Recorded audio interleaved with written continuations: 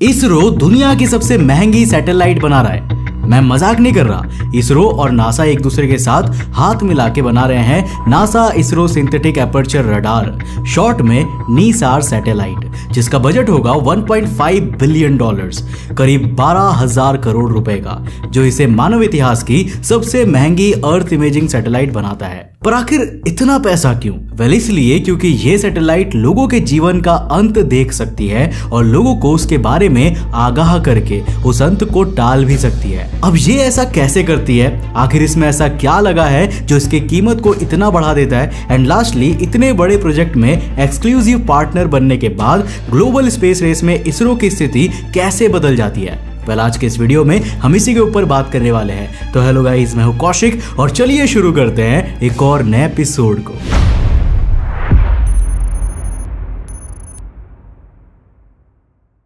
8,011 ये आंकड़ा है दुनिया भर के उन लोगों का जिन्होंने केवल साल 2022 में बाढ़ की वजह से अपनी आखिरी सांसें ली थी। और अगर ये नंबर आपको ज्यादा लग रहा है ना, तो साल 1999 की बात ही मत कीजिए, जहां दुनिया भर में केवल बाढ़ आने की वजह से 34,809 लोग चल बसे थे। मतलब अगर ऑस्ट्रेलिया जैसे बड़े देश में हम अगर सिंगापुर में कोविड जैसी बड़ी महामारी से खत्म होने वाले लोगों का नंबर मिला दे, तो भी वो फिगर 25 से 26,000 के आसपास ही आएगा, जो फ्लड फैटालिटीज के सामने अभी भी कम है।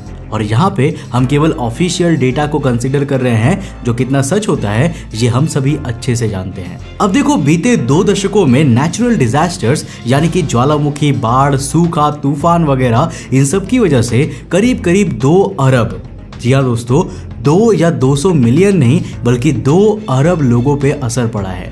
ये बात खुद यूनाइटेड नेशंस की रिपोर्ट में कही गई है। साल 2023 में दुनिया भर में केवल प्राकृतिक आपदाओं की वजह से 380 बिलियन डॉलर्स का नुकसान रिपोर्ट किया गया था, जो नंबर दुनिया के 160 देशों की जीडीपी से भी बड़ा है। अब यह आंकड़ा डराने वाला है जब ये सोचो कि ना सिर्फ दुनिया भर में कितने सारे लोग खत्म हो रहे हैं, बल्कि कितना सारा इकोनॉमिक लॉस देखा जा रहा है, सिर्फ और सिर्फ नेचुरल डिजास्टर्स का समय रहते ना समाधान कर पाने की वजह से। ऐसे में विज्ञान और खास करके स्पेस साइंटिस्ट्स के सामने सबसे पहले ये उंगली उठाई जाती है कि क्या इस समस्या को सुलझाने का कोई भी तरीका नहीं है? वेल, अब है, और उसी सॉल्यूशन का नाम है NASA ISRO synthetic aperture radar, short में नीसार सैटेलाइट। तो देखो, नीसार बेसिकली एक नेक्स्ट जनरेशन सैटेलाइट है जिसे नासा और इसरो मिलकर डेवलप कर रहा है। और इस सैटेलाइट की खासियत यह है कि ये पृथ्वी के ऊपर से हर 12 दिन में उसकी मैपिंग करती रहेगी और उसका रियल टाइम डेटा वैज्ञानिकों को भेजती रहेगी। अब आप सभी सोच रहे होंगे कि यार, लैंडसैट प्रोग्राम जिसे नासा ने ही बनाया है, वो भी तो अर्थ की मैपिंग करने का काम 16 दिन में कर लेता है, वो भी केवल 855 मिलियन डॉलर्स की लागत में। तो आखिर में सवाल ये आता है कि पहला, इससे 2 गुना पैसे लगाकर नीसार बनाने की जरूरत ही क्या है? एंड दूसरा, धरती तो वहीं पर रहेगी, मैपिंग चाहे 16 दिन में करो या फिर 12 दिनों में, फर्क क्या पड़ता है? अब वैसे तो इसका जवाब बहुत ही डिटेल में दिया जा सकता है, पर शॉर्ट में अगर कहूं तो इसका जवाब छिपा है 2 P's में, प्रिसिशन और परफेक्शन। क्योंकि देखो, हमारी जो करंट मैपिंग सैटेलाइट है ना, लैंडसैट 8 को ही ले लेते हैं रेफरेंस के लिए, वो डेटा एक्वायर करने के लिए यूज करती है 2 सेंसर्स, जिनसे उन्हें एक्सेस मिलता है 11 स्पेक्ट्रम बैंड्स का। अब इसमें पहला सेंसर होता है ऑपरेशनल लैंड इमेजर यानी कि OLI, जिसका काम होता है ऑर्बिट से पृथ्वी की फोटोज लेना।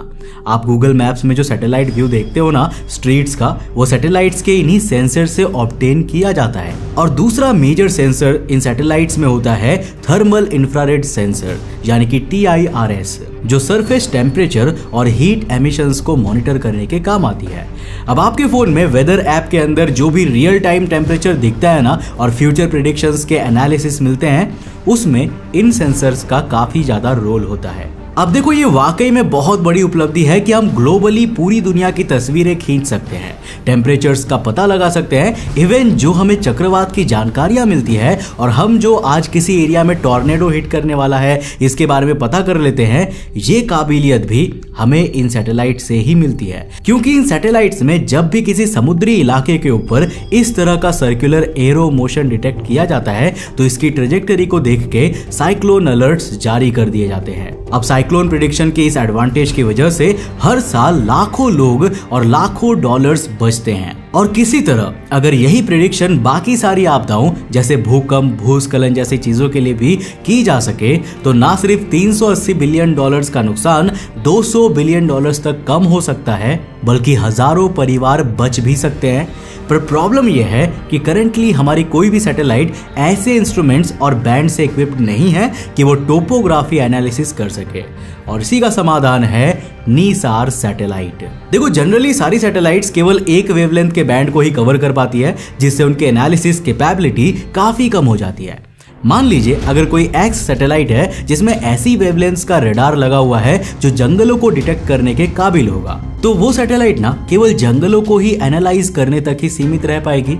मगर नीसार के अंदर दो तरह के सिंथेटिक अपर्चर रडार मौजूद है, एक एल बैंड का और एक एस बैंड का, और इन बैंड से पूरा गेम कैसे चेंज हो जाता है, आइए इसके बारे में डिटेल में जानते हैं। तो देखो दोस्तों, जो एल बैंड का रडार है ना, वो करीब 1.25 गीगाहर्ट्ज तक की फ्रीक्वेंसीज को हैंडल कर सकता है। आसान भाषा में कहे तो जैसे जंगल है, अब जंगल के नीचे चाहे कितनी ही सॉइल डिग्रेडेशन हो रहा हो या जमीन धंसती चली जा रही हो, ऊपर से या सैटेलाइट से देखने पे वो डिटेल बिल्कुल भी आइडेंटिफाई नहीं की जा सकती, क्योंकि जंगल की सतह को ढकने के लिए घने पेड़ पौधे मौजूद होते हैं। मगर ये अपर्चर रडार्स ना सिर्फ घने से घने पेड़ को बाईपास करके उस जमीन को, वहां की मिट्टी और मिट्टी के मॉइस्चर को आइडेंटिफाई कर सकते हैं, बल्कि 4 मिलीमीटर जितने प्रिसाइज एनुअल डिग्रेडेशन को भी वहां आसमान से उड़ते उड़ते ही देख के रिपोर्ट कर सकते हैं। और ये ना बहुत बड़ी बात है। I mean, हमारे नाखून महीने भर में करीब 3.47 मिलीमीटर्स बढ़ते हैं।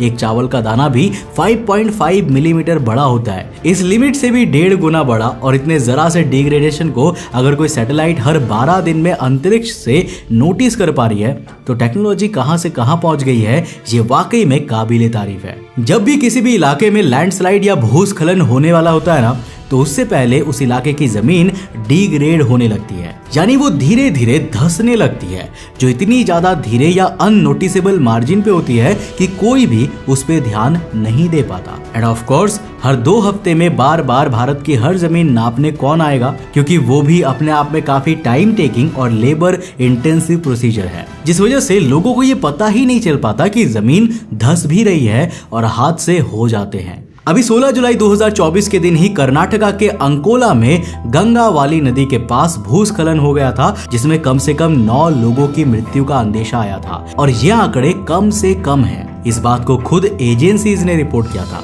तो असल कॉज़ैलिटीज कितनी होंगी ये तो भगवान ही जाने। अब जरा सोच कर देखिए कि ऐसे में अगर इसमें और इसकी तरह बाकी इलाकों में समय रहते जमीन के धंसने की रियल टाइम इंफॉर्मेशन अथॉरिटीज तक पहुंचाई जाए, तो ना सिर्फ वहां और उसके आसपास रहने वाले लोगों को विस्थापित करके उनकी जान बचाई जा सकती है, बल्कि उस रीजन को कुछ समय के लिए पूरी तरह बंद करके एक बहुत बड़ा हादसा टाला जा सकता है। और बाकियों की भी जान बचाने के साथ साथ अगर उस रीजन में कोई ऐसी मूवेबल प्रॉपर्टी होगी जो महंगी हो, तो फाइनेंशियल लॉसेस भी कम किया जा सकता है। और यहाँ स्पेशलिटी खत्म नहीं होती, ये एल बैंड रडार ना अर्थ की सरफेस में 1-1 सेंटीमीटर तक के चेंजेस को डिटेक्ट करके उसे रिपोर्ट करने के केपेबल रहेंगे।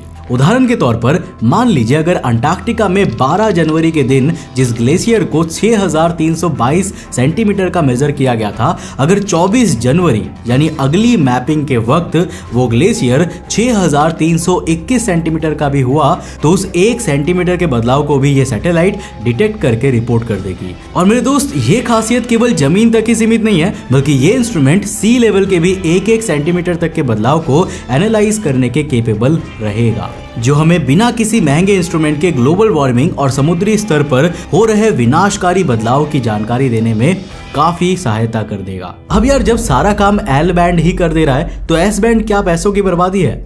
वेल, ऐसा भी नहीं है। जिस तरह एल बैंड का 1.25 गीगाहर्ट्ज का रडार प्रिसीजन और छोटी से छोटी डिटेल्स को कैप्चर करने के लिए रिस्पॉन्सिबल है, उसी तरह एस बैंड का रडार 3.2 गीगाहर्ट्ज तक की फ्रीक्वेंसीज को हैंडल कर सकता है, जो जनरली काम आता है बड़े लैंड मासेस को एनालाइज करने के लिए, जैसे बड़े बड़े शहर, माउंटेन रेंजेस, वॉल्केनो और इवन टेक्टोनिक प्लेट्स। तो देखो, टेक्टोनिक प्लेट मूवमेंट्स को एनालाइज करते हुए इस सैटेलाइट की मदद से ये फोरकास्ट किया जा सकता है कि क्या आगे आने वाले समय में दो टेक्टोनिक प्लेट्स आपस में कुछ इस तरह से इंटरैक्ट कर सकती हैं कि उनसे भूकंप आए, और अगर ऐसी किसी घटना के घटने की संभावना सिमुलेशन में 90 to 95% से ज्यादा होगी तो उस जगह पे हाई अलर्ट घोषित करते हुए बड़ी बड़ी कैलामिटीज को रोका जा सकता है और इंपॉर्टेंट रिसोर्सेज को पहले ही रीलोकेट किया जा सकता है। अब चूंकि 3 साल तक चलने वाला ये एक कोलैबोरेटिव प्रोजेक्ट है, इसलिए इसमें यूज होने वाला L band synthetic aperture radar, GPS receivers के लिए high rate telecommunication subsystem, एक सॉलिड स्टेट रिकॉर्डर और पेलोड डेटा सब सिस्टम, ये सब कुछ नासा प्रोवाइड कर रही है। वहीं पर अगर हम बात करें इसरो की, तो वो इस मिशन में S band synthetic aperture radar, satellite बस यानी कि वो रॉकेट जिसके अंदर सारे इंस्ट्रूमेंट्स होते हैं वो, और लॉन्च व्हीकल कंट्रीब्यूट कर रहा है। इस सैटेलाइट को लॉन्च भी किया जाएगा श्रीहरिकोटा में मौजूद सतीश धवन स्पेस सेंटर से, और इसे लॉन्च करने की सारी जिम्मेदारी को 0 से 1 तक इसरो ही मॉनिटर और मैनेज करेगा। हालांकि ये तो हो गई वो बातें जो इस मिशन को बहुत बड़ा ब्रेक थ्रू बनाती है, मगर जिस चीज के लिए मैं पर्सनली सबसे ज्यादा एक्साइटेड और होपफुल हूं वो है इस डेटा के ओपन सोर्स का होना। देखो, निसार द्वारा कैप्चर किया गया सारा का सारा डेटा पब्लिकली अवेलेबल होगा, जहां अभी जो डिटेल्स हमारे सामने रखी गई है उसके हिसाब से नॉर्मल केसेस में ये डेटा नासा तक पहुंचने के 1 से 2 दिन बाद पब्लिक करा जाता रहेगा, जबकि इमरजेंसी केसेस जैसे कि नेचुरल डिजास्टर्स में ट्रांसमिट होने के कुछ ही घंटों के अंदर इसे पूरी दुनिया के लिए पब्लिक कर दिया जाएगा और कोई अनचाही रीडिंग भी विद वार्निंग सभी को कन्वे कर दी जाएगी। अब मैं इसके लिए क्यों एक्साइटेड हूं, इसका सबसे बड़ा रीजन है इंडिपेंडेंट डेवलपर्स और रिसर्चर्स। देखो, मैं आए दिन गवर्नमेंट इंस्टीट्यूट्स में जाता रहता हूँ। इवन हमारी टीम में भी एक आध कंप्यूटर प्रोग्रामर्स और इंजीनियर्स हैं जिनमें काफी सारा पोटेंशियल है और काफी लोगों ने बहुत कुछ डेवलप भी किया है। पर जब बात आती है रियल वर्ल्ड एप्लीकेशंस की ना, जो वाकई दुनिया में एक चेंज ला सके, खासकर ऑटोमेटेड एप्लीकेशंस की, तो सबसे इंपॉर्टेंट कड़ी होती है डेटा। आज चैट जीपीटी और जेमिनाई जैसे लार्ज लैंग्वेज मॉडल्स को डेटा फीड करके रिट्रीवल ऑगमेंटेड जनरेशंस जैसे टेक्निक्स की मदद से कई पर्सनलाइज्ड एआईज बनाए जा सकते हैं, जो काफी सारा डेटा होने की वजह से इवन कैंसर को भी अर्लीस्ट स्टेजेस में डिटेक्ट कर पाने की काबिलियत रखते हैं बिना किसी डॉक्टर के, क्योंकि उनमें कैंसर पेशेंट्स की रिपोर्ट्स और रीडिंग्स का इतना डेटा फीड किया गया है कि अगर आप अपनी रिपोर्ट या अपनी रीडिंग को भी उन मॉड्यूल्स में अपलोड करेंगे तो वो आपकी कंडीशन एनालाइज करके आपके हालत प्रिडिक्ट कर सकती है, वो भी 90% तक की एक्यूरेसी के साथ। दोस्तों, आज जियोलॉजी में भी ऐसे एप्लीकेशंस बनाए जा सकते हैं जहां केवल रियल टाइम लोकेशंस और उसके एरियल इमेजेस को देखकर उस जगह की फ्यूचर कंडीशन, क्रॉप यील्ड, यहां तक कि वहां आगे आने वाले सालों में कौन से तरह के डिजास्टर्स कब आ सकते हैं ये तक प्रिडिक्ट कर सकते हैं। मगर प्रोग्रामर्स और इंजीनियर्स अगर कहीं चूक रहे हैं तो वो है सिर्फ डेटा में। अब जिस तरह से कैंसर रिपोर्ट्स का डेटा फीड करके 90% तक की प्रिडिक्शन एक्यूरेसी अचीव करी गई है, उसी प्रकार अगर डेवलपर्स तक अर्थ का डिजास्टर ओरिएंटेड ये डेटा आए और इसे और रिफाइन करके अगर एआई को ट्रेन करने लायक बनाया जाए तो इसका इस्तेमाल करके ना सिर्फ दुनिया भर में ऐसी कई एप्लीकेशंस और सॉफ्टवेयर्स बन सकते हैं जिन्हें सैटेलाइट्स में एम्बेड करके real time disaster tracking initiate की जा सके, बल्कि ऐसे एआई मॉडल्स भी बनाए जा सकते हैं जिनमें केवल सैटेलाइट इमेज को ऊपर से देखकर ही किसी अर्बन एरिया का मॉडल कंस्ट्रक्ट किया जा सके। अब इसको ऐसे समझो, हमारा S band radar urban area की पूरी नेटवर्क कवरेज को प्रिडिक्ट करने में मदद करता है और ये सैटेलाइट रियल लाइफ इमेजेस निकालने के भी काबिल रहेगी। अब कल को अगर दुनिया की कुछ सबसे स्ट्रक्चर्ड सिटीज का रेफरेंस लेते हुए मैनुअल आर्किटेक्ट या इवन एआई को भी किसी खाली जमीन के ऊपर की सैटेलाइट इमेजरी प्रोवाइड की जाए तो इससे हमारे अर्बन सिटीज को प्लान करने का काम 10 गुना तेजी से हो सकता है। क्यों? ऐसा इसीलिए क्योंकि वो जमीन और वहां की मॉइस्चर और बाकी फैक्टर्स को देखते हुए उसकी क्वालिटी इतना बड़ा इंफ्रास्ट्रक्चर बनने लायक है भी कि नहीं, इसका रफ एनालिसिस ये सैटेलाइट पहले ही कर चुकी होगी, जिस वजह से मैनुअल टीम को बस उस डेटा को वेरीफाई भर ही करना पड़ेगा, जबकि पहले उन्हें स्क्रैच से सारे सैंपल्स लेके फिर काफी लंबे समय तक जांच करनी पड़ती थी। इसके अलावा जिस तरह से आज सूरज जैसे टेक्स्ट टू वीडियो मॉडल्स इतने एडवांस हो गए हैं, उसी प्रकार आगे जाके सैटेलाइट के डेटा को एग्जिस्टिंग इंफ्रास्ट्रक्चर के डेटा के साथ सिंक्रोनाइज करके क्या पता ऐसे टेक्स्ट टू डिजाइन मॉडल्स भी आ जाए जिसमें केवल प्रॉम्प्ट डाल के ड्रीम प्रोजेक्ट्स की डिजाइन डेवलप हो जाएगी। और आर्किटेक्ट को भी एक ब्लूप्रिंट मिल जाएगा जिसमें चेंजेस करके वो फाइनल डिजाइन तक पहले से कई गुना तेजी से पहुंच पाएगा। अब वैसे तो ये निसार प्रोजेक्ट बिना किसी एक्सटेंशन के सिर्फ 3 साल के होने वाला है, जिसे बाद में एक्सटेंडेड किया जा सकता है, पर हमें इससे जो डेटा मिलेगा उससे ह्यूमैनिटी की ओवरऑल डेवलपमेंट की पॉसिबिलिटी एंडलेस है। और मैं पर्सनली भी उसको लेकर काफी एक्साइटेड हूँ जब सोचो कि इस एनालिसिस की मदद से हम किस किस फैसिनेटिंग रिजल्ट और डिस्कवरी तक इंडिपेंडेंटली पहुंच सकते हैं। मगर इस पे आपकी क्या राय है, आप नीचे कमेंट करके मुझे जरूर बताना कि आप भी नासा और इसरो की इस कोलैबोरेटिव प्रोजेक्ट के लिए उतना ही एक्साइटेड हो जितना कि हम हैं। नीचे कमेंट सेक्शन खुला है, अपनी राय लिखकर जरूर बताना। वीडियो पसंद आया तो इस वीडियो को लाइक कर देना, अपने दोस्तों के साथ जरूर शेयर करना। मैं उम्मीद करता हूं कि यह नया साल आप सबके लिए बहुत ही खुशहाल होगा और आपके लिए नए नए अपॉर्चुनिटीज, नए नए सक्सेस के रास्ते लेकर आएगा। आप सभी को अंतरिक्ष टीवी की टीम और मेरी ओर से ए हैप्पी न्यू ईयर। अगर आपने अभी तक हमें सब्सक्राइब नहीं किया है तो अभी के अभी सब्सक्राइब कर लेना और साथ ही साथ नोटिफिकेशन बेल ऑन कर देना। अब अगर आपको ये वीडियो पसंद आया तो मैं आपको रेकमेंड करूंगा कि आप अगली वीडियो इसे जाकर जरूर देखना, जिसमें हमने बात किया है अंटार्कटिका में एक ऐसे व्यक्ति के सफर के बारे में जिसने अपने आखिरी दम तक कभी भी हार नहीं मानी और अंटार्कटिका में वो 1 बार नहीं, 2 बार नहीं, 3 बार जाकर लौटा था। अब आखिर कौन था वो व्यक्ति और उसने ऐसा क्यों किया, ये जानने के लिए इस वीडियो को जाकर देखो, बहुत इंटरेस्टिंग है।